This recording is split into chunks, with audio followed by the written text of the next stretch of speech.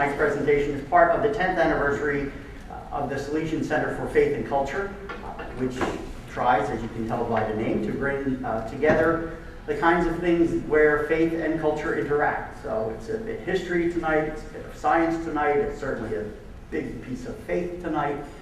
So we're delighted that you're here. Sit back and enjoy, and let me please introduce to you and ask you to welcome Russ Briel.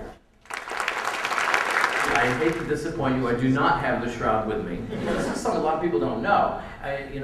Strangely, when you see pictures in the newspaper or magazines, you see the face image, sometimes the whole body image, you never see the dorsal image. And yet, what people don't realize, you have a full frontal and dorsal image of a 5'10" man. The question is, how far back in time does the idea of Jesus' image on a linen shroud, how far back does that go?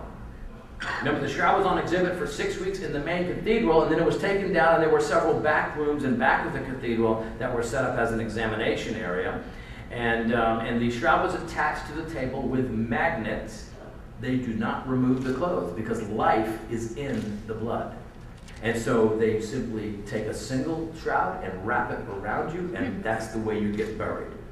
The image appears only on the inside surface of the cloth facing the body. It does not penetrate through to the other side. You see the section cut out right here. This is a section that was cut in 1973 for textile analysis. And then adjacent to this now, I'm going to show you this section was cut for carbon-14 dating. It's right here, right in this section, right in here.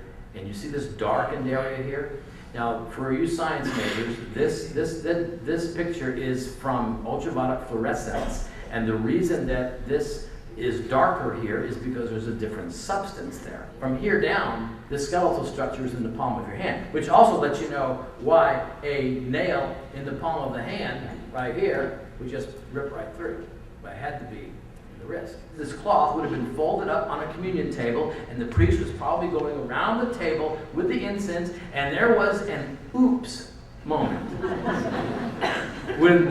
when the censer hit something, fell on, and these hot coal fell onto the cloth, burned all the way through it, and so we have this L-shaped pattern of holes. Starts here, goes here, ends there. And I'm telling you that the shroud stands as a testimony that these things are true. Thank you very much.